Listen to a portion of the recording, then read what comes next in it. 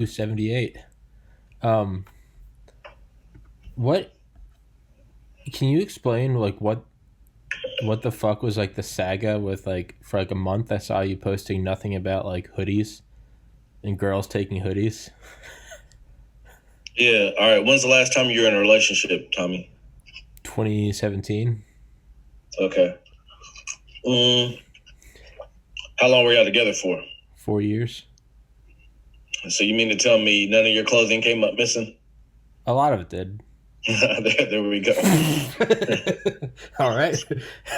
I saw you post one thing and it was just like a meme, but I start to notice after like a couple weeks, I was like, did something happen to Sean that like every day is like, bitch, better give me my hoodie? I was like, Yeah. So when you date or when you have a girlfriend, you sure, start noticing stuff getting moved around. By the sure, way, I'm single, but I have friends. But sure. you see stuff start getting moved around, and then stuff missing, and it's usually sweaters, hoodies that you'll never see again. And then I started noticing phone chargers missing Oh because fuck. I think what happens when they plug their cord, because they come over, they're like, oh, do you have an outlet or something, and you use a USB thing. Yeah, So I think what they do is when they use the cord to plug it in, when they leave, they just take everything. yeah. Oh, this is attached to my cord. It's mine. This is mine now. This hoodie is mine. This is all So I'm mine. like, okay, why am I buying three more of these USB plugins when Yeah, I had like five to start with in my place? you gotta go But yeah, full. anyways, that was it. You gotta go full 1950s. You gotta give him a backhand. But you said it, not me. Yeah, I don't give a shit. Um, um, so for everybody listening, it's my buddy Sean, who was on a survival show, and it just made me think because yesterday I had on Dr. Jerome Corsi, who wrote a book called Hunting Hitler, and it's one of like many books I've listened to on Audible about the Nazis that did escape to Argentina. But that always made me laugh when you talked about at the end of your show. You're down there. You're like, why does it look like I'm in Germany? And Mm-hmm. you're in South America, and that just got me thinking more and more. I was like, they really did go there. The Nazis really did bail out to South America, and you were like, here I am, but it Um, looks like looks like the mountains in Germany. I don't know if I ever really explained. Let me just wrap up that part of it because Sure. I can't really remember where I left off. You sort of touched on it right now, but yeah, I thought it was awkward. We talked about a little bit of conspiracy theories because I'm always open to hearing conspiracy theories, even if I think they're it's Yeah, super goofy. even if If it's there's yeah, evidence that sounds like it's like it could be true, I'm interested because yeah, hell, I don't know anything. yeah, And so I even saw one about how the Holocaust wasn't actually real, and then so I was like, all right, this is stupid. But I looked into it and I was just like, I don't know. But anyways, I gave it my time. But then when I got there, I was like, okay, I don't think the Holocaust could be faked because I don't think people would just come to Argentina and build yeah, this whole thing for no reason, just yeah, for a cover up. yeah, Um, yeah, so yeah, when I got there, I just thought it was really weird. One of the guides there told me what had happened and how they had caught some high-ranking officials there Adolf from Eichmann. Germany Yeah, who had fled there. Adolf Eichmann, And, the engineer of the Final Solution. They caught him in mhm. Argentina. Yeah, um, Also, when I got there, one thing that I don't want to say caught me off guard, but um, I'm going to talk a little bit about it just because of, dang, yeah.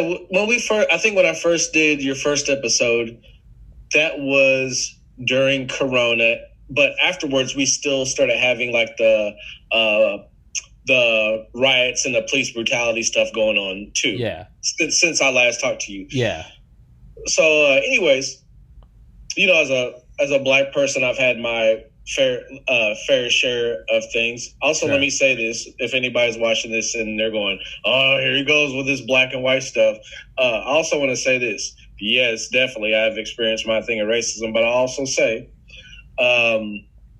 some of my best friends, majority of my best friends are white people, and I grew up in a very bad area. Yeah. So as much as I will talk about racism, how effed up it is, and how even to this day things aren't fair, which that's how life is. I've sort of gotten used to it, but I'm still gonna say it's not fair. Yeah. I will say, like, some of my let's see the phrase I'm looking for, like, the people who I can trust the most have been white people. Sure. And again, I was gonna say I was gonna write down the numbers of the episodes you did because I think my listener count has about doubled since you first came on. But you were on a survival show. You grew up in a really shitty place. You were in the Marines, and you were a badass motherfucker. You were in the support detail for was it Camp David?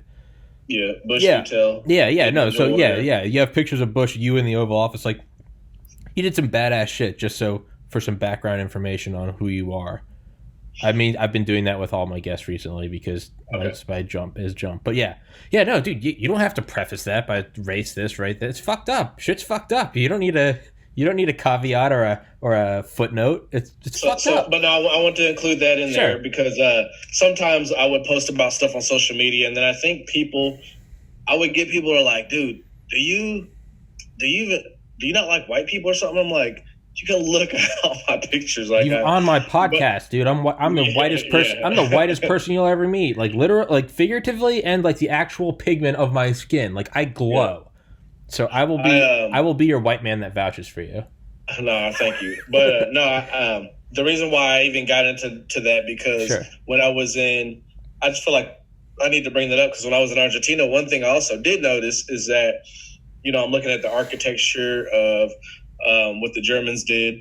And then one thing I noticed that I don't know why it shocked me, but it did, is that I remember, how adults, if they see something they don't like, they can look and sort of cover it up or, make a different facial expression.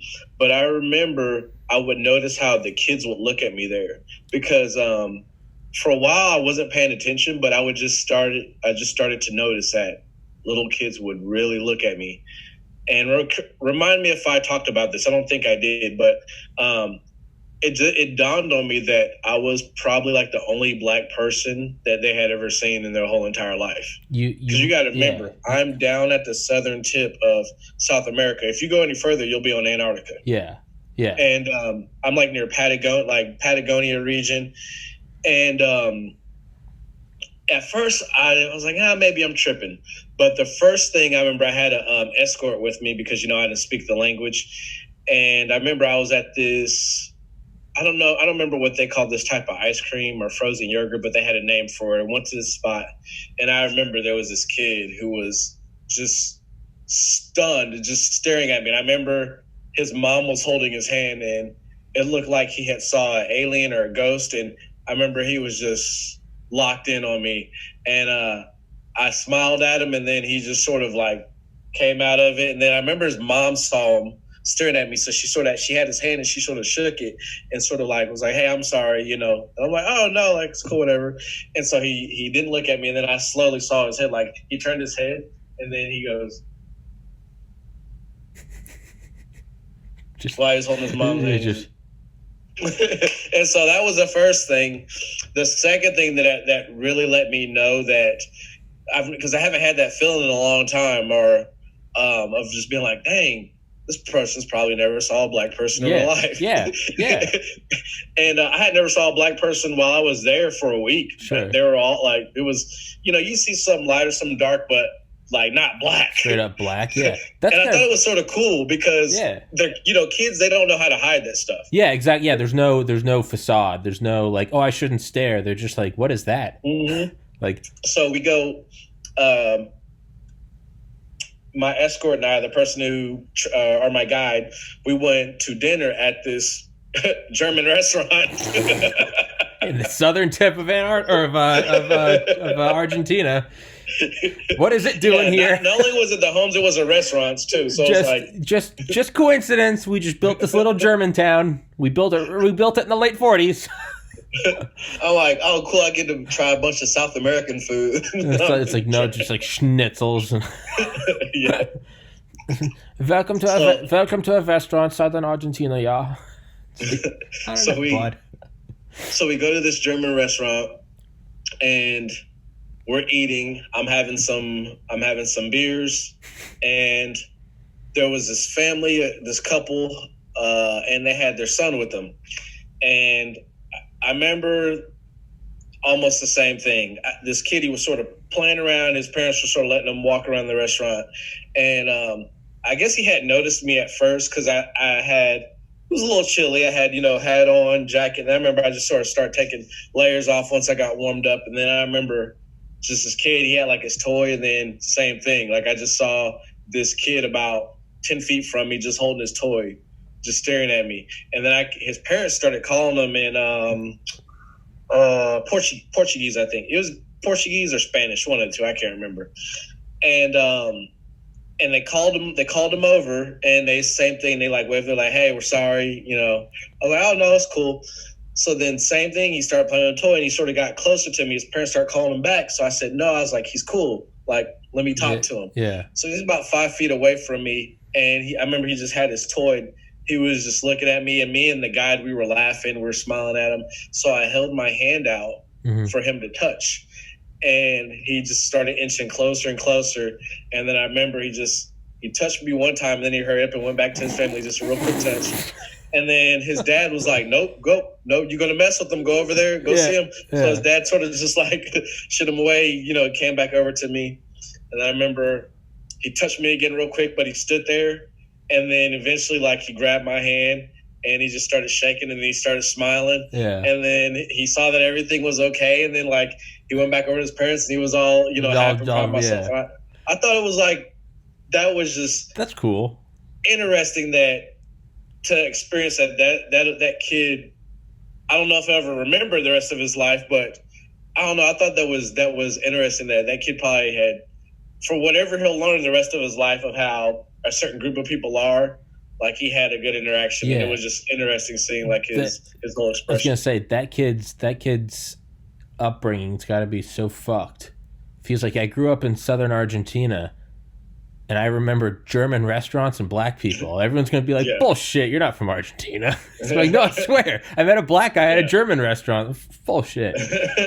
But you're right, that it is like that child innocence that the child kind of does what we are all conditioned to not do. When a child's like, why is that person fat? And you're like, you can't say that, like, but it's like, it's like, what is like the baseline curiosity of like a human. It's like you go up, you kind of touch it, poke it. What is this thing?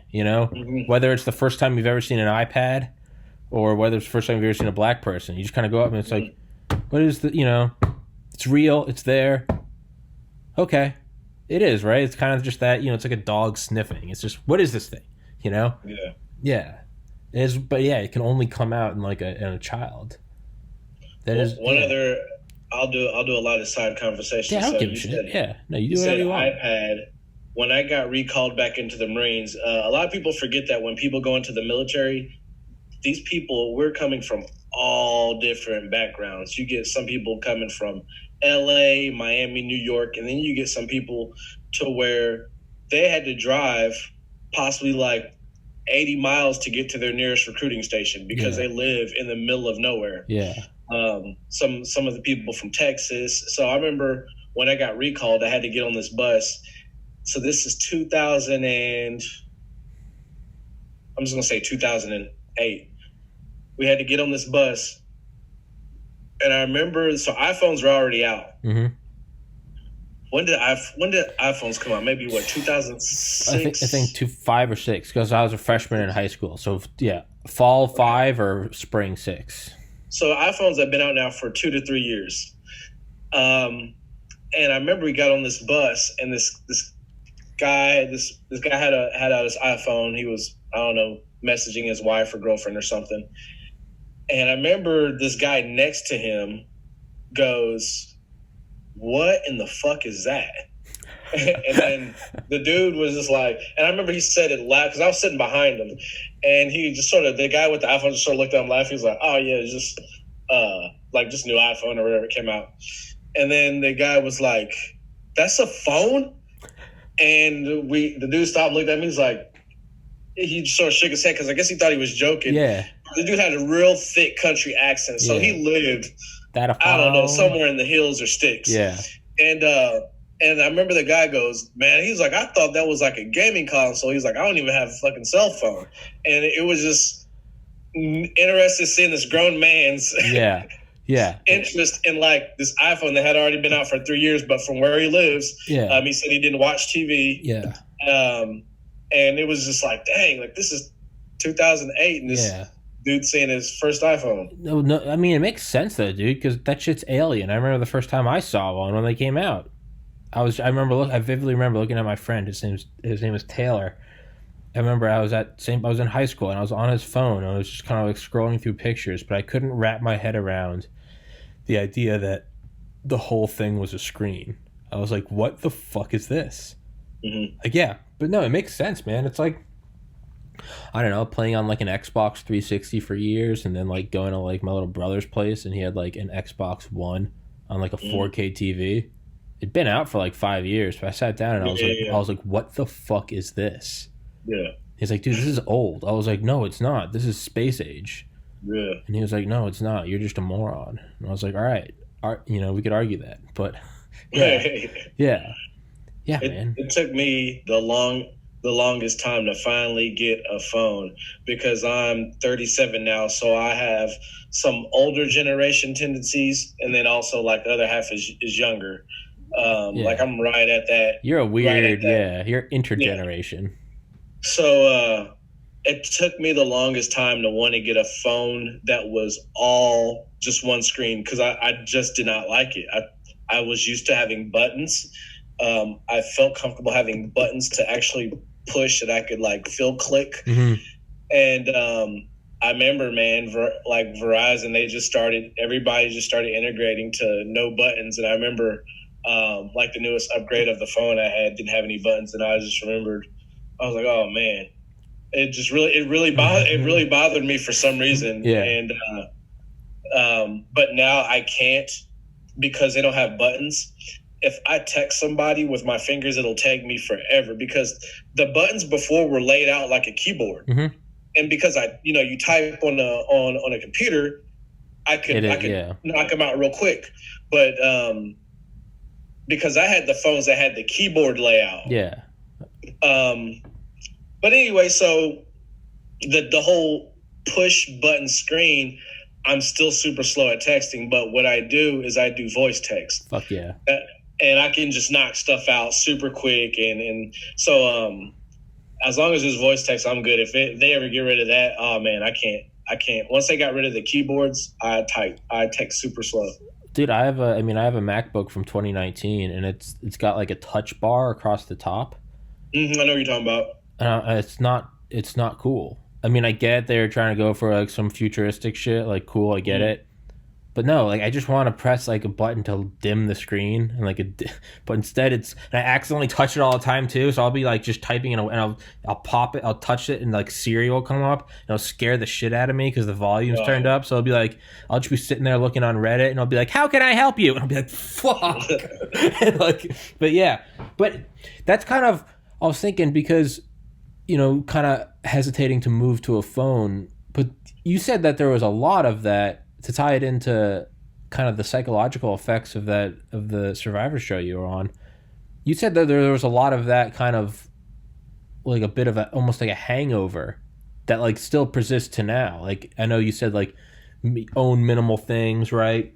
But you said there was I got rid of. I don't have it. I got rid of my internet. Yeah. I got rid of some things. I got rid of a bunch of clothes. Because you're right. I did say that after I did that. I said, dang, I survived over 30 days of that with what I had, which was hardly anything. And then it sort of in my mind was like, man, look at all this stuff I got. Like I used to complain thinking that I didn't have much now. And then that made me feel like I was a millionaire. Yeah. Yeah. when I was out there. So yeah, like I got rid of my internet, so I only have internet on my phone. I watch everything from my. So right now I'm at my laptop, but I'm using mobile hotspot from my phone to my laptop. Fuck yeah. But yeah, I don't have Wi-Fi. I got rid of that. I got rid of a bunch of clothes. Then like other little minute things that I'm still working on clearing out, but it's sort of hard. You do gain other things back, like you know, you fall back into certain habits, but other than that, yeah, man, you're absolutely right. And you said, I remember last time you said that there was, and again for everybody listening, we did several episodes in a row, kind of telling the whole story. I'll find those, and I might find them. You can go find them yourself. I don't know. It depends how I'm feeling. But I remember what we did leave off on was, aside from the Nazis in Argentina, was the psychological impact. And remember, you said you had you had to see a psychologist or a psychiatrist. Yep. Yeah. Can you go into that a little bit? Because that's what I'm curious about. Is just like, what's the decompression? What's the, I don't know, welcome back to the world. What is, yeah. When they first told me I was going to do the show, they told me I might have to see a psychologist, or I can't remember what she was. And at first I was thinking, whatever, because you know I'm always thinking about what I did in the military, but they're totally two different things. So when I was done, turn on the heater. Hold 1 second. Yeah. When I was done, in that time span of just over 30 days, I don't want to say I transformed into a whole new person, but when you're stripped of your everyday lifestyle and then you have the bare minimum to boil water, to catch fish, hopefully trap some game, you start your survival instincts of what our ancestors did, thousands of years ago, maybe thousands of years ago, but had been doing it for millions. Yeah. They slowly start kicking in. I guess depending on the person. I didn't know if mine were, but I want to say about day 6 or 7, I just felt like I started slowly transforming into fright mode, into like, okay, like we're on 5-6 days past this. We got to make a decision. We gonna quit or And I felt like this transformation start coming around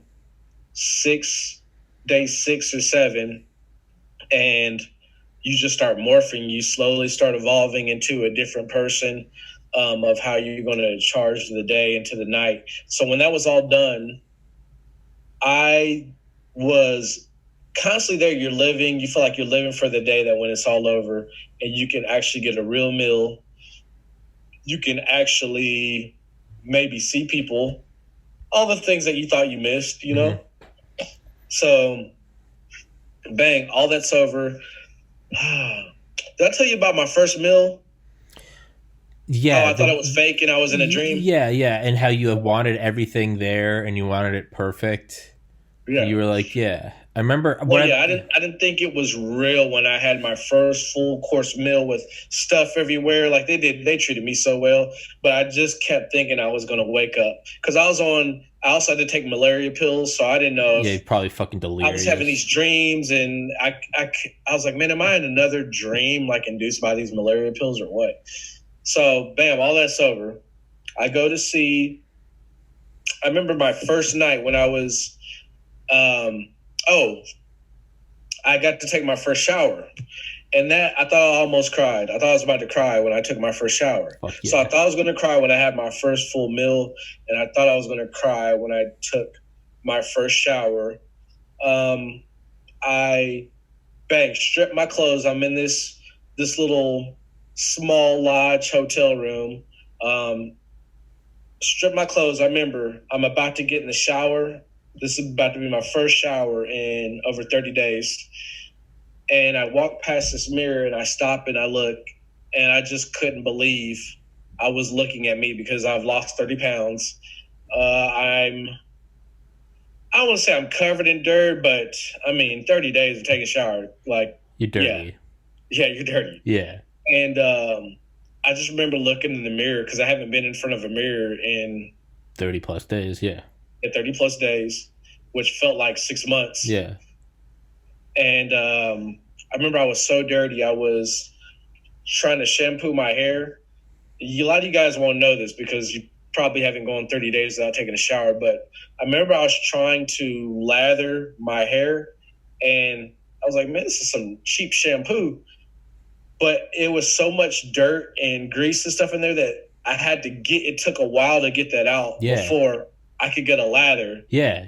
And physically remove like that surface of all shit. That, sweat and gunk and build up in there. Yeah. And the same thing was for just like even the soap. And I remember just looking down and just all kinds of filth just coming off me. And I bet that felt immaculate though. I think I was in there for about 40 minutes. Probably, yeah. It probably was a religious experience. It's literally like washing away my sins. It's like, felt great. I think that would probably move me to tears. Oh man. So bang, do dinner. I remember, so I go to sleep.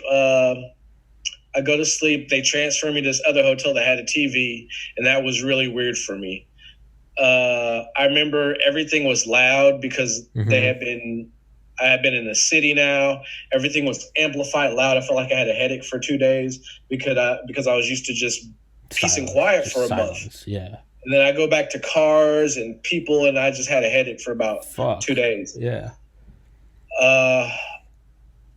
Bang, I have a TV, and I remember just being all the stuff was in Portuguese and Spanish, but I think I found 1 or 2 shows that did English.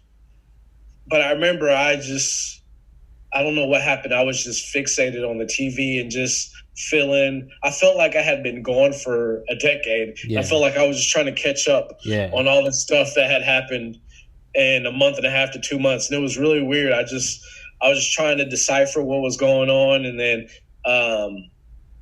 that was during the time the last election was going on with Trump and Clinton. Thank you. Yeah. So I'm already the craziest election. All this stuff together. It's already the craziest fucking election in history, let alone coming out of 30 days in the wilderness. You're like, what's going on? I felt like I was in a time machine or something. So that night before I woke up, I remember that I thought I was going to have the best sleep I ever had. And because I never really slept a good night out there, because, it's whatever, I just didn't. Yeah. But I remember I had a nightmare. I had been so accustomed to being out there, I wasn't ready to be back in normal civilization. Because I remember I had a dream. Also because I had been accustomed to, I felt like a native lifestyle out there. Yeah. So I had this dream that I was out in the dirt there and I was gripping on some of the sand and dirt out there. And I was telling myself that this probably isn't going to make sense, but this is just what happened. Sure. And I was telling myself like, okay, I'm still out here. I'm still surviving. And, but it was pitch black at night. And I was like, okay, cool. I'm still out here. They didn't take me away yet. Yeah. Because I still thought that I was in the challenge. And then I remember I woke up and I see a roof over. I see the TV. And I remember my heart was beating hard because I was like, what happened? Yeah. What happened? How did I get here? And then I remember I felt like I was about to cry then because I wasn't really ready to be back.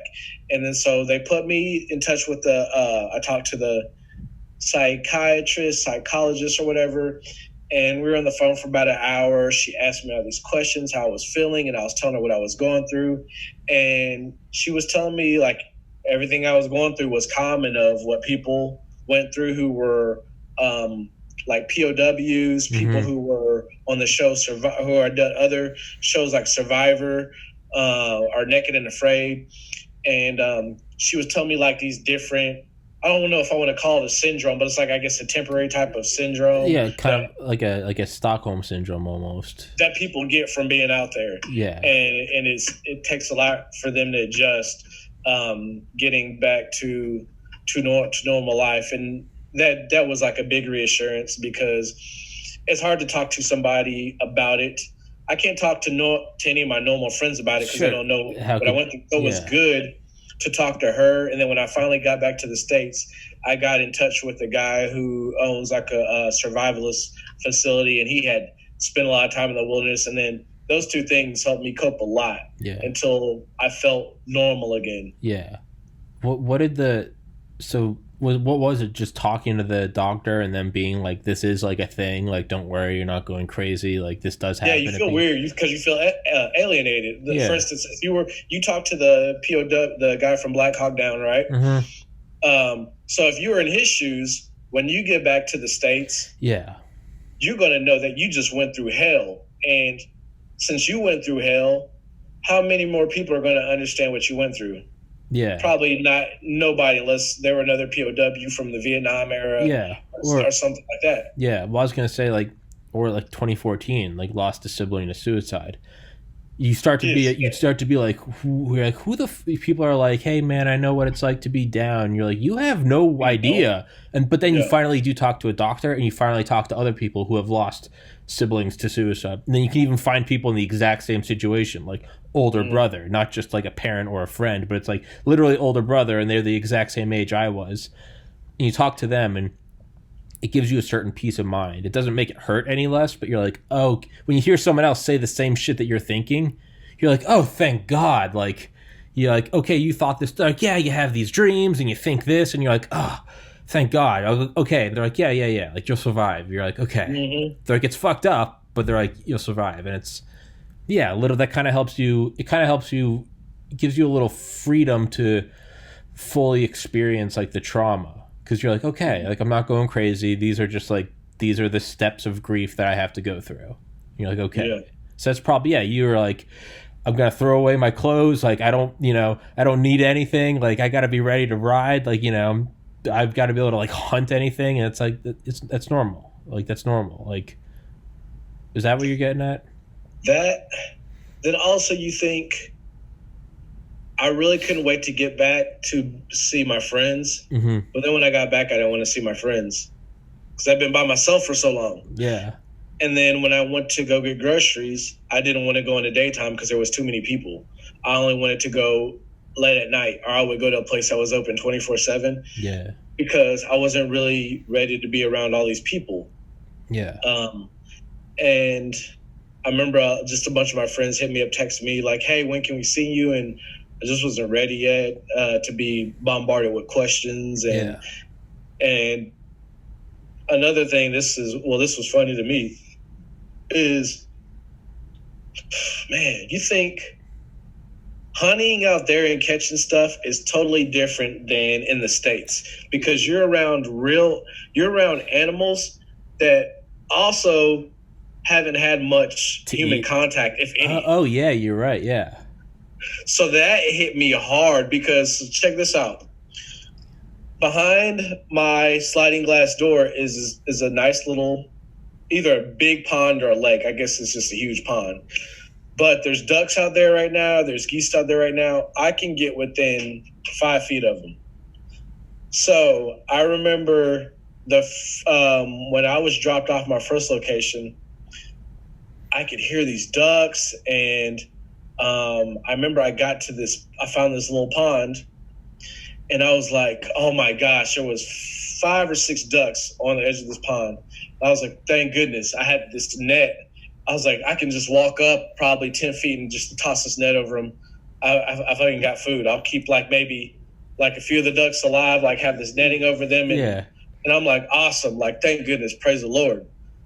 Because I'm thinking this is how the ducks are where I live at my lake. And they see you, and they're like, it's the first black person they've ever seen. They're like, what the fuck is that? So I remember I saw these ducks, and I was like, all right, I've set my stuff down. Let me relax, get stuff settled. Let me get this net. Just walk over there, get tent, and just launch this net. And bang, now all I got to do is get this fire started. I don't have to worry about these ducks. They'll be under this net. I thought I was smooth, man. I had my net over my shoulder. By the way, these ducks are probably about maybe 300 feet away. I'm walking. I'm not even loud. I'm just walking over there. I get within about 200, 250 feet. They're just gone. They like look up and they're like, they just fly off. And I remember I had the video camera in my hand because I was sort of whispering. I'm like, because they like for me to document it. Sure. Like, all right, so I'm going to walk over here to these ducks. I found food. Ducks where I'm from, I can get within 5 feet, throw a net over them. I'm good. So I got dinner secured for the night. I'm, talking. So I have the camera rolling. I got the net. And all of a sudden, man, I'm zooming into the ducks. Like, there they are. You just see them fly off, and then I just turn the camera back towards me, and I'm like, well, there goes my food. I'm going to get these fucking ducks. And so fast forward a month and a half later, I'm not even thinking about this situation. I come back home, I'm checking all this mail that I got that my friends have been picking up. And I go outside. I see these ducks just chilling, looking at me, laying down, like not even bothered. I'm like, I was so mad. Like, just why could you not fuck been? Off. Fuck off. Yeah. A part of me just wanted, because, I did catch like a piece of wild game out there, and it just made me so mad. I just remember looking at the ducks on my lake and being like, "You better be lucky I'm civilized again." Y'all piece of shit. Yeah, right. But Yeah. it's true though. Like, if you see like a deer around here, like you can kind of get a little close, like relative. If you're just going go for a walk and you see one, you can get close. I've gotten pretty close to some deer in America. Yeah.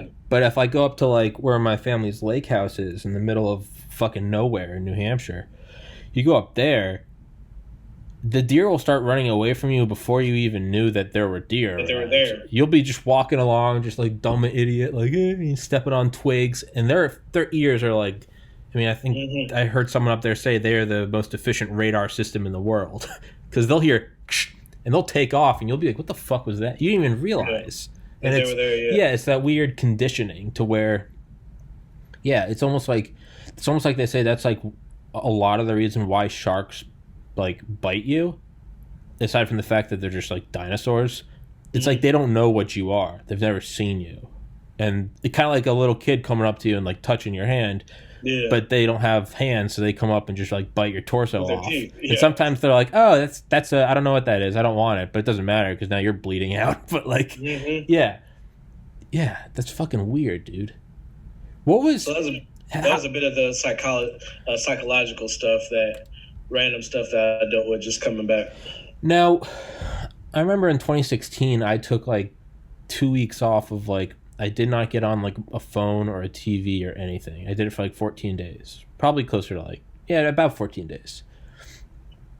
And like the first couple days were like difficult, and then I started to just find like these like deep levels of like serenity and peace, and eventually I got bored. But for like 10 days in the middle, it was so peaceful because it went from hearing about everything that I should be scared and fearful and angry about on the news, X is happening, Y is happening, Z is happening, to just like, it was only what was within my line of sight and earshot. So it was just like, well, there's no bears trying to eat me. There's no one banging at my door with a gun. So it's like what I saw in the news is this is happening in Africa, and President Obama X, and presidential candidate Trump Y, and you're just like, oh, the fuck the economy, and you're just watching it. But then versus like when you actually are just there for 10 days, just kind of looking around, like Athens, Georgia, just birds chirping, sorority girls going for a run, see some just two dudes, drinking on a porch. It became very peaceful, and it's very peaceful because I still got all my amenities. I was at home at any point. I could have broken my little fast, if you will. No. Not the same, so I have a fridge full of food. I'm not hungry. So it's not the same. But I mean, what I'm getting at is, was there any sort of that?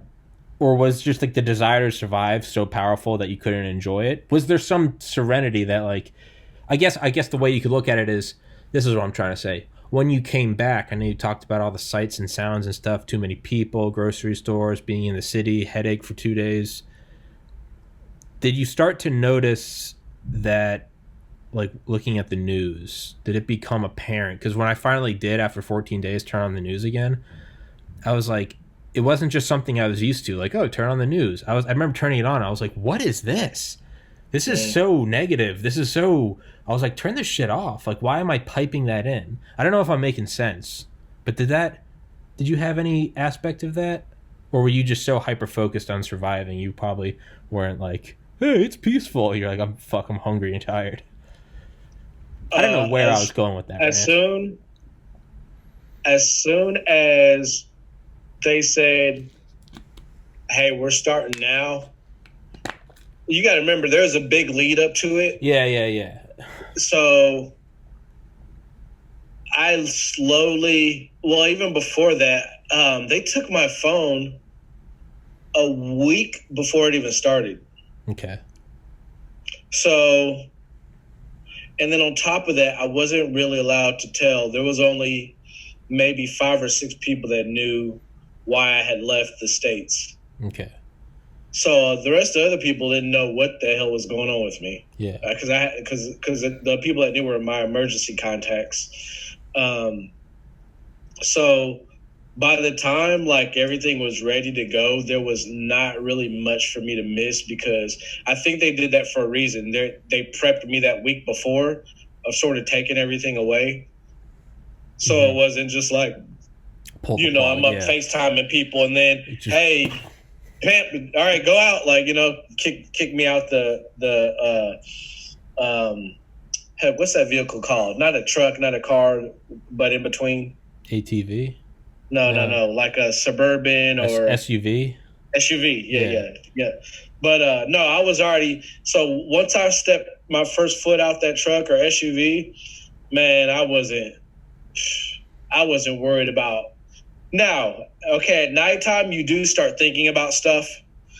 That's different. You start thinking about if people care about you, and I remember I'm thinking, man, these people probably don't know what I'm going through out here. Like, my friends are probably all back at home, stomachs are full, and you're looking up at the sky and stars, and you start feeling sorry for yourself. But yeah, those nights I did, but daytime, for the most part, no. I was just trying to boil water, have clean drinking water, and hoping you catch some fish. And try not to get annoyed by mosquitoes. Yeah, I know. I remember watching this thing on like the fucking Discovery Channel, but it was these people out in like the wilderness in Alaska, and some of them have been out there for like 30, 40 years. And it's just, I remember like one of them was just this one guy and his wife. And they have like their own little hut, and like they're not like starving and afraid, like because they've learned how to like live off the land. They've learned how to store food.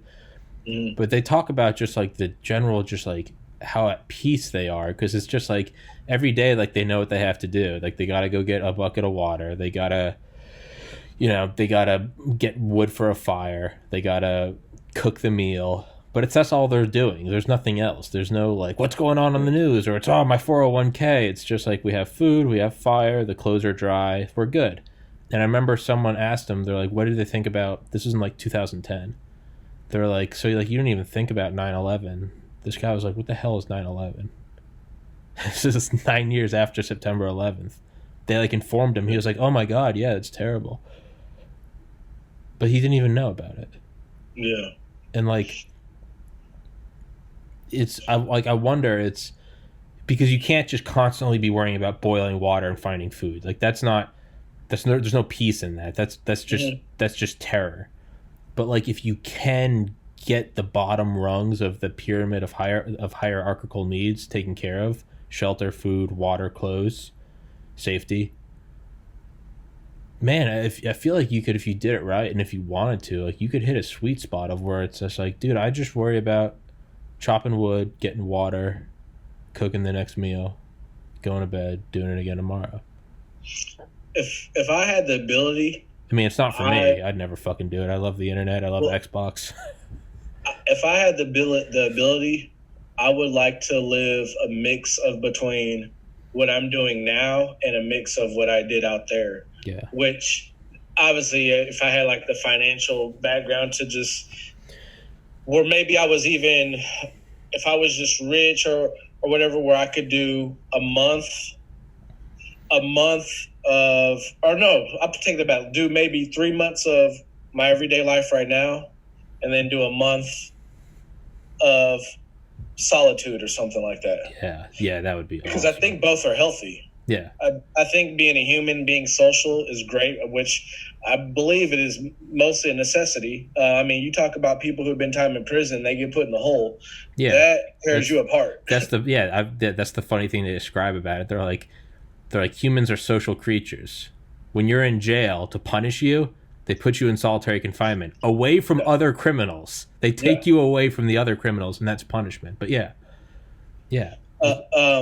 So I would like I think that's a good balanced mixture to have, at least for me in life, because you get a time to sort of mentally cleanse yourself. Yeah. Even like you said with your phone, I feel like it's a mental cleanse. Yeah. To do once or multiple times a year. Yeah. I know Bill Gates does that twice a year for I think 2 weeks. Maybe it's 1 week twice a year. Maybe it might be 2 weeks twice a year. Mm-hmm. But he just goes up. Granted, he's got like 100,000 square foot. foot financial, yeah. But what he does is he goes up there, and it's like the stipulations are like, unless the company is like being called in front of the Senate, unless his wife is in the hospital, or unless his kids are. There's like 3 stipulations that like his secretary will basically like break his like solitude. But other than those, he just kind of like stays in his house for like 2 weeks with no input, and he says it takes a couple days to sort of detox, and then he says he gets like super clarity, and that's where he addresses like a lot of internal things, and he'll come up with solutions for problems, and then go back into the real world. That's a very idyllic thing. Who the fuck can just take 2 weeks off? But no, I mean that's if I can make enough money on this podcast, it's something I would like to do. Yeah, I would maybe go 3. I don't know. I feel like 3 months. I think I could probably do like a week at a time, but just take a week. That's off. A good starting point. Yeah. I'm not trying to be unrealistic, but just a week off at a time. That's a good week. 3 days to a week is a good starting point. Yeah. And that's the thing is I've thought about doing that once a week, but Shon, are you okay? You look like you're hopping all over the place. No, I was sitting down, but now I'm standing up.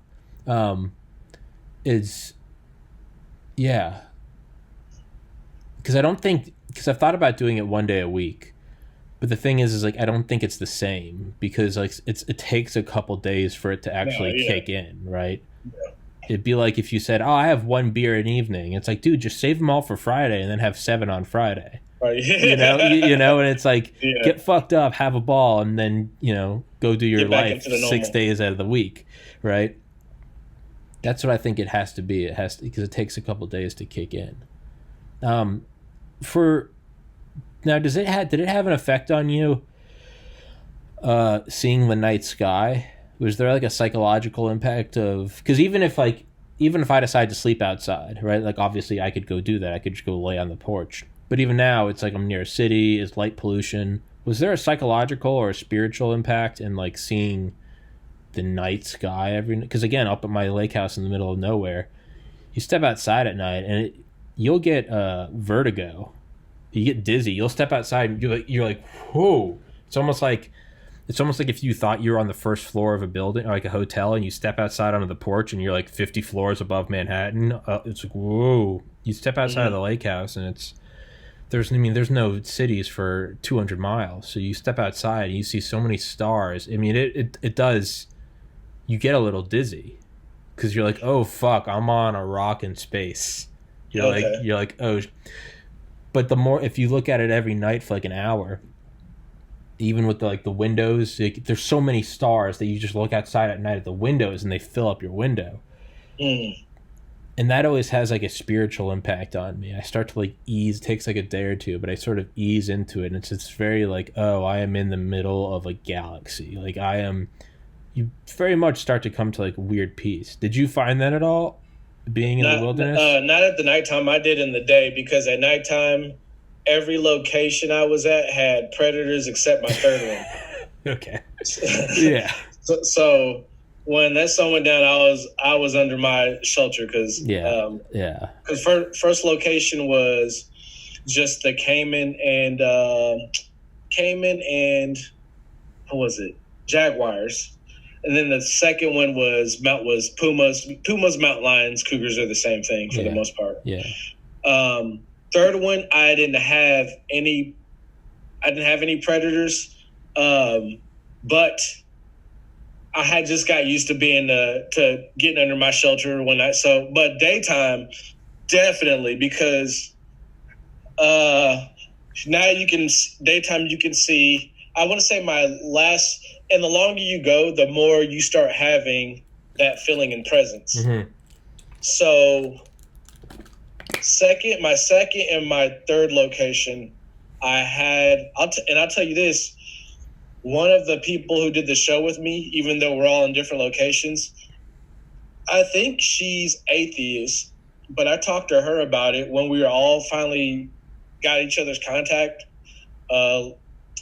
She even told me, she was like, yeah, I started having like spiritual connections. Mm-hmm. And because like I'm saying, your mind and body and soul is getting cleansed. Yeah. So you're not distracted by all these other things. It's just you and Earth. Yeah. And nature. Yeah. And so I remember what I would do on my third location.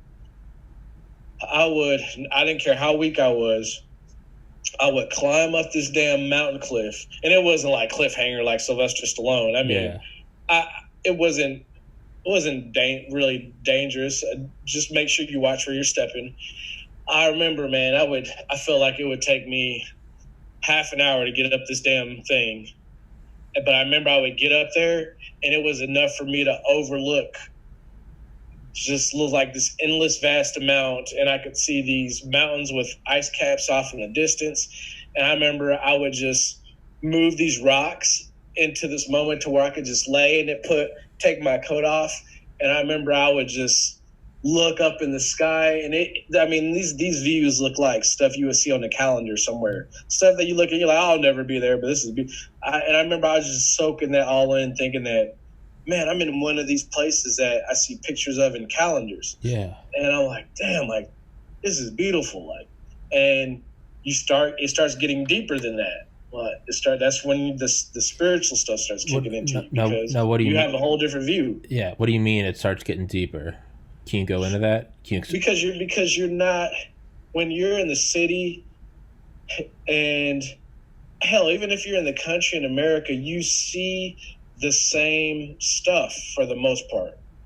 But you get taken out of that and you get put to a whole different country to where there's nothing bothering you, to these beautiful views that you see on calendars and stuff on Discovery Zone, National Geographic, and it just starts soaking in, and you're like, you start picking apart stuff because you don't have a phone distracting you now. You don't have a friend or a wife or a girlfriend or husband distracting you. So you just start asking yourself questions.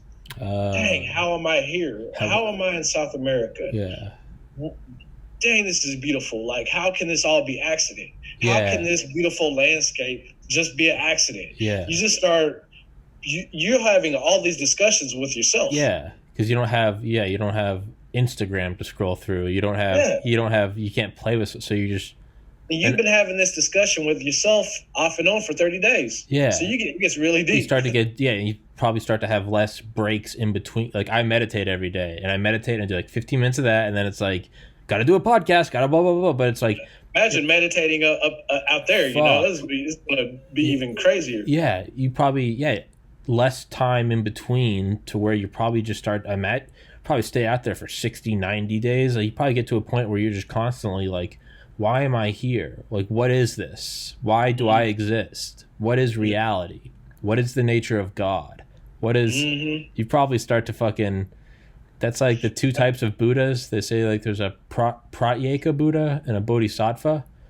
And there's two paths the Buddha can take once you achieve enlightenment. One is a Bodhisattva. You come back from your retreat after you're enlightened, which is what the Buddha did, and you teach others about how to attain Buddhahood or enlightenment, right?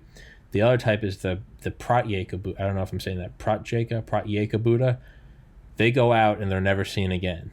They just disappear into the bliss. They go out and they're just walking around in forests or mountains, and they never see another person again because they don't leave that state of just like, wow, like what is all this? And they just dissolve into the ether, right? Metaphorically, but they don't come back. They're like, they just find God. I mean, I imagine that's probably what's got to happen eventually. Is you can no longer ignore those questions, and then you start to examine them and answer them. And unlike meditation, where it's like, all right, that was peaceful, now I got to go to work.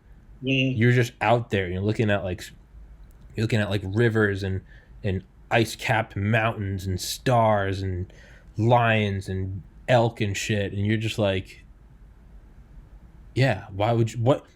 What is the value of coming back? Like, you have found the apex. What are you coming back to? Fucking the dating scene? TGI Fridays? Like, what? No, you're out. Yeah. You gotta remember, I come from a effed up neighborhood. Yeah, exactly. Stuff, and it's like, how did a little snotty nosed, dirty ass black kid go from coming up in this urban environment to military in the White House, and now I'm somewhere in Patagonia, where the closest country is Antarctica? How in the hell did I get? It was just still to this day, it blows my mind. Yeah, yeah, absolutely. Yeah, you're right. Because I'm from the fucking ghetto, and there I am taking pictures with George Bush, and now I'm in near Antarctica. Probably now I'm walking around, probably gonna bump into 100-year-old Hitler or something. Like, yeah, fuck. So those are the discussions that I would have with myself. Yeah, and it would just be endless discussions, and it was like, I don't take for granted anybody who's watching this. I also want to say this: whoever watches this, whether you're religious or not, that's cool. But you go through these steps, whether you are or you're not. Like I said, my friend who was on, well, we're friends now because of the show, but she was atheist. She was like, I ain't gonna lie, I had spiritual relief out there, which I didn't intend to happen. And, but these are discussions that you have with yourself when you're not bothered, because you got to ask yourself, when is the last time you have not been bothered for a month? Like, a lot of people probably can't answer that. Fuck, when's the last time I've gone an hour? Yeah. So for people who are like, no, I would never, you don't know until you've had that much time literally by yourself. Yeah. In a foreign place that you've never been to. Yeah. And it's almost like a weird microcosm. Hold on, what time? You want to do like another 5 minutes? Yeah. It's almost like a weird microcosm of like humanity as a whole. It's like where you went out and did that, and then you like came back to like, you know, society. It's almost like humanity was doing that for millennia, and right now we're taking a break from that, and we've built society. But it's like, instead of going for 30 days, we did it for 30,000 years. And it's like, now we're doing this thing, and it's like, maybe this is just temporary. We're doing this whole society thing. We started with the pyramids, now we're here. We're on like a 10,000 year run. Maybe we'll do another 1,000 years, and then we'll, I don't know, nuclear war. I don't know. We'll go back into the wild, and we'll go do that for 1,000,000 years. Mm-hmm. It's like, maybe this is just a little break, or like the opposite of a break. This is our city. This is our. I want the full plate of food. I want the shower. I want the, I don't, too many things. TV, phone. It's like, we're doing this whole thing. And like, the reason it seems like it's getting crazier and crazier is maybe that's like society as a whole being like, okay, it's time to go back to like the basics. It's time to go back to, I don't know. But I don't know. It's like what Terrence McKenna said. He said, humanity is just a 25,000 year dash from the trees to the starship. And he was like, it seems like, he goes, when you're in the middle of it and you can't see the beginning or the end, it feels like, he goes, it feels like this is just the whole thing. But he's like, you look at the history of the earth, 4.3 billion years old, 25,000 years. Multiply 25,000 by 1,000, that's 25 million, right? Mm-hmm. Multiply that by 40, now you get 1 billion. So 40,000, and that's then multiply that by 4, 160,000. So he's like, 25,000 years is one 160,000th. Yeah, he's like, so it really is. He's like, humanity as a whole is no different than like one afternoon of your entire life. Not even. It's like 1 hour of your whole life is what humanity is right now. We think it's forever because they're like, oh, the pyramids, the wheel, cavemen, Jesus. And it's like, this is just a blink. It's a 25,000 year dash from the trees to the starship. Mm-hmm. We went from swinging from branches to like, let's go to Mars. Mm-hmm. But this might just be like it's almost like a teenage phase. This might just be like we're going through puberty, and right now, like, humanity is just asshole teenagers that think we know everything. Adolescence or something. Yeah, and maybe we're approaching, like, I don't know, like an adulthood, where you're like, oh man, those were our crazy days. We thought we were invincible. We had nuclear bombs. Nothing's gonna happen to us. That's the same thing of being like 18 and being like, I can fight anybody, right? Yeah. Maybe we're moving to that. On that note, did you see that the ex head of the Israeli space program came out like 2 days ago, and he said that, I shit you not, there's an intergalactic federation of aliens who have decided that Earth, they contacted America and Israel, and they decided that Earth is still too immature to join the Galactic Federation. And this is the former head of their space program. I've had so many. This was a few days ago. Yeah, I've had so many people texting me. I don't know what that says about me. That people are like, "Hey, you psycho!" They're like, "Hey, you psychopath! Have you seen this?" But I was like, "Fuck." That's weird. Yeah, I mean, who the fuck knows what's real and what's just a psyop? But yeah. Hey, if he did say that, I mean, I don't think I would disagree with what the alien said. Fuck, exactly. And I saw some funny comment on Reddit. It was like, why would this guy say all this shit, and how come nobody's agreeing, or how come this isn't on the news? And the response was, because humanity's not mature enough.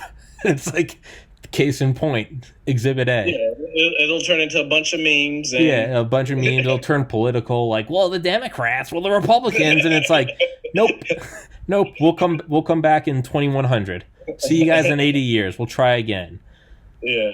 And we're like, well, let me tell you about those aliens. They better be paying taxes, because here in America, here in America, my family's been here for 5 generations, and I'm not going to have a bunch of aliens from Mexico or from Alpha Centauri. We got enough illegal aliens. We got enough illegal aliens. Look, I'll tell you what these stars and stripes means. I don't want any gray. There's going to be a bunch of racial slurs for aliens. Like, I don't need those big heads coming down here. Like, it's going to be like, oh, Grandpa, roll it back a bit, you know?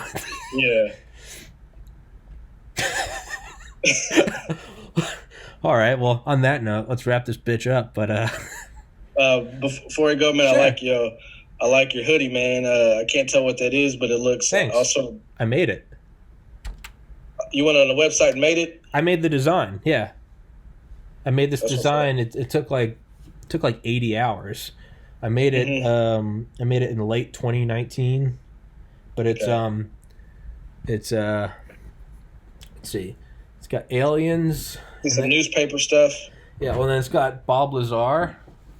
Okay. He was on Joe Rogan. He's the guy that came out in the 80s about Area 51 and flying saucers. Right. The newspaper it's the 1947 Roswell newspaper from where the flying saucer allegedly crashed in New Mexico. Right. That's the pocket, and the wrists are the newspaper, so you can actually read the article. And then everything else is just a bunch of like engineering drawings of like what they said like the UFOs looked like. And what I did is I made them all white, and I put it on a blueprint because I wanted it to look like an engineering schematic. Yeah. And so I made this fucking sick hoodie, dude. Yeah, I like it. Don't let a chick wear that. It's just be gone. I'll be like, man, what happened to your hoodie? Man, I should have listened to you. Like, Sean, I'll tell you a story about it.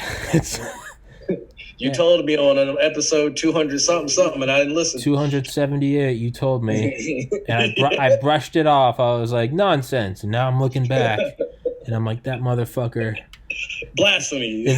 If there's one thing he gained from his time in the wild, he came back and was like, hold on to your hoodie. Hoodies. If that's what I've learned from surviving in the wild, hold on to your hoodies. Dude, I've made a couple sick ones. They're coming in the mail. I made one that just says, thanks, Kanye. Very cool. Okay. I like that one though. Yeah, this one's badass. I've had a lot of people compliment it. I like it. It's sick. Hell yeah. Good job on designing that, man. Thanks, dude. I like it a lot. It's when the podcast gets big enough, I'm gonna probably open up like an apparel store for the podcast, and just a little merch store. Yeah, a little merch. Yeah. Okay. Because I tried to do that a couple years ago. Nah, wait. Just wait. Yeah, and it was just like I liked making weird shit like this, and everyone's like, I want a polo, and I'm like, well, I don't fucking want to make polos, and so now I'm realizing like, I think I'm gonna wait until the podcast is bigger. And then even then, I'm just going to make a store that I'm just going to make a store for fun that just breaks even. Like, I'm not going to try to turn it into a company. I'm just going to make weird shit like this and then maybe put like, I don't know, like TPC podcast somewhere. Just make weird shit like this. Cool. Well, keep me up to date with that. I mean, whether it's 5 years down the road or 10 years down the road. Oh shit, man.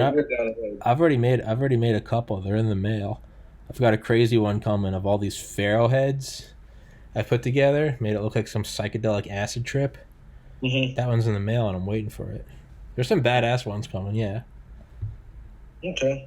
Well, dude, thanks for your time again. Dude, thanks for coming on, man. Don't be a stranger. That was too long in between this episode and the last one. Yeah, you know how life is, though. Yeah, the whole pandemic, 2020. Yeah.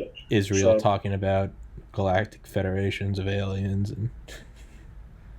Well, man, keep in touch, and then we'll link. Next time we'll talk between text or something. Will probably be sometime in 2021. Fuck yeah, I'll text you. We'll do one early 2021. Real quick, today is December 8th. What do you see happening in the last 23 days of this insane year?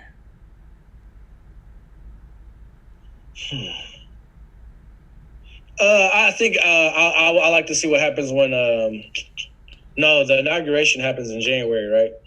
But the Electoral College votes on the 14th December. So in 6 days, we should be finding out who is the president. Then I think maybe that. So we'll see. I think that will be the last. That will be the last big hurrah. Could be, but then you got to remember after that, who the fuck knows? Nothing's just going to disappear on people thinking that January 1st is going to be like, okay, everything. No. Thank you. That's what I've been saying. Thank you. That's what I've been saying. I'm like, yo, it's like. I'm ready for 2020 to be over with. And I'm like, you realize. Like, there's no. It's not like this is. Thank you. No, the podcast isn't over yet. We need to go into this for a second. Hold on. All right, you go. You go first. You got to go to the bathroom?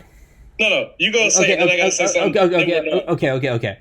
But that's what I've been saying the last couple episodes. I was like, why do we think that this is just? It's not like a TV show, or it's not like a crazy football season, right? Oh, we're in seventh overtime of the Super Bowl. Like, it eventually does end. 2020 just like there's no, what's December gonna bring? Like it started in January, and then it's just kind of been crazy. But like all these crazy events, like they're seemingly just happening. Why the fuck are they gonna recognize our Roman calendar of 12 segments of a year, or even what a year is, a rotation around the sun? Mm-hmm. What I think is going to happen is like January 1st, the Queen's going to die and the Statue of Liberty is going to fall into the harbor, and it's going to be like, we're just getting started, bitches. Like, it's not going to, it doesn't end. It's not a fiscal year. It's not it's not, it's not the clock doesn't, now it's finished. Everybody turning your reports. Yeah. It's not like, that'd be like if it was 1939 and Hitler just invaded Poland and everyone's like, man, I can't wait for 1939 to be over. Yeah, it's like hey man, January 1st, 1940, the Nazis are still there, and it's like, fuck. It's all right. But that's what I think. Yeah. The thing that annoyed me, then we're going to wrap this up, is that I kept getting so upset by people going, man, I'm so tired. People would go, I'm so tired of this Corona bullshit. I can't wait for this election to be over so he can wrap this up. So I'm like, most time I'd be quiet and I'd be like. Because, there's people that think, like, this is still all sort of fake, whatever. Mm-hmm. And I'm like, so you mean to tell me that the rest of the world, these people who are dying in Italy, they're all waiting for our election? They're all waiting for the U.S. election. The grinding halt the rest of the world. Yeah. The rest of the world is, we got to wait for U.S. to get over with their elections. Yeah. the economy ground to a halt in Southeast Asia, the shipping lines that are over, the cruise ships that no longer stop in Bali, everyone's just like, fuck. All those concerts in Britain, they're just like, all those festivals in Ireland, all the Olympics, the Olympics in Japan. Everyone's like, December 14th, we're gonna find out who wins this election, and then this thing is kaput. Put this behind us. The Olympics are like, we can't do the Olympics this year because we're waiting on the damn U.S. and their election. We got the U.S. election. I mean, well, fuck, dude. That means one of two things. The whole world's retarded, or that America has unimaginable power because our elections control viral pathology. I did piss a few people off because 2 days after the election, I posted, man, I'm glad this is finally over and coronavirus is done with. Oh, thank God, it's finally gone, right? It's finally gone. Why don't we just outlaw coronavirus? Why don't we just make it illegal? Good news, the House passed a new bill. COVID's illegal. Oh, man. Well, fuck. We did it. No, man, January 1st, some shit's gonna happen. We're finally through, and fucking Atlantis is gonna rise out of the ocean. Or a big UFO is going to land right on the White House lawn.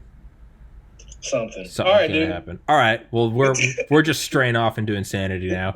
But yeah, dude, I'll text you when this is up, and let's definitely do one in January or February of the new year. All right, man. Thanks again, bud. Of course, buddy. Stay safe. God bless America. Merry Christmas, everybody, and buckle up. Later, bud. Later, man.